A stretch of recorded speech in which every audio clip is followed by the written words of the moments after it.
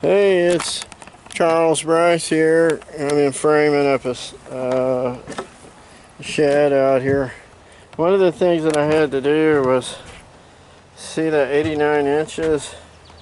This is a 8 by 12 outer dimension for the shed, okay? 8 by 12 outer dimension. So I could have chose the long side or the short side to go the true length of the shed, which would have been either 12 or 8 feet.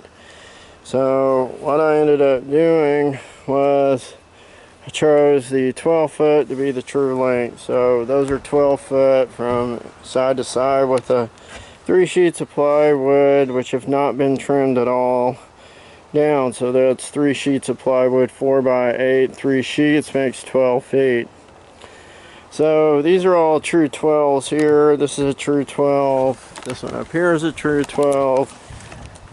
That's a true 12 and a true 12. So all 4 of these are true 12s. If you do that, you have to be able to fit the inside one, the inside stud inside that, because you can't go 8 feet because 8 feet's outside of those. Because 8 by 12 is the outside dimension of the shed. So the inner studs, I had to measure, do the math, and try and add and subtract to be able to figure out what the inside dimension inside these two 12-foot long studs are going to be. I came up with 89 inches. Yes, it's shorter than 8 feet. In fact, it's 3.5 inches plus 3.5 inches equals 7 inches shorter than 8 feet, which is 89 inches. So these here are the ones that go up top, so those are a different story altogether.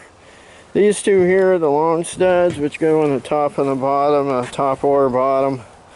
That's to make sure that they fit in between these two studs on both sides. So it's yeah, you can go on the top or the bottom. So whenever I do one of the things that I am going to do so I don't have to use these ties is put a stud across the top into the ends of the 12, but it's going to be over because this is going to be up even with those.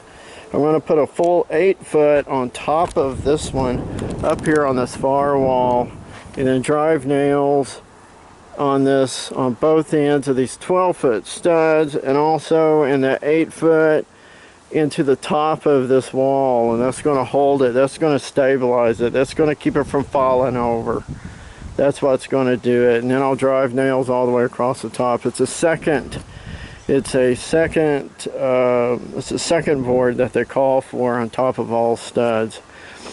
Yes, the 12-foot one going this way, it's going to have to be shorter because this 8-foot one is going to be in the way. So it's going to be 7 inches shorter than the 12-foot run. So whatever that is, 11 and 5 or 11 and 3, something like that. 11 foot 3. Anyway, it's going to be shorter than the 12. Probably 9. No, 3. Whatever 12 minus 7 is. 5. Whatever. But anyway, it's going to be across the top that way. It'll be shorter. It'll be within the limits of the 8-foot studs that go from side to side. So yeah, and then I have both ends on. That's what I'm going to do with that. These are measured so that the siding will cover the bottom of the 6-inch board. You can imagine what kind of math I had to do in order to figure that out. It took me on and off a couple of hours, while I'm doing other stuff, to kind of scratch my head and figure out what it is. But the siding will cover that board down there. I think there will be like maybe less than 1 inch of room at the bottom of it, but the siding will be pushed all the way up underneath the eaves on it. And then it'll cover that. The doors are going to be put right here. I got to put a door facing on these studs here in the middle of this 12-inch run, 12-foot run. But yeah, I'm going to finish up these 2 walls. Those are just driving nails within those. You put 2 nails in here in the end of it. You measure 2 foot, put a mark, and then put the stud on it and drive 2 nails. That's all that is. That's how it's going. I'm almost got them tied in. These 2 are tied in. I haven't checked for levelness yet. They should be level since all my distances are correct. I'm not going to worry about it being level.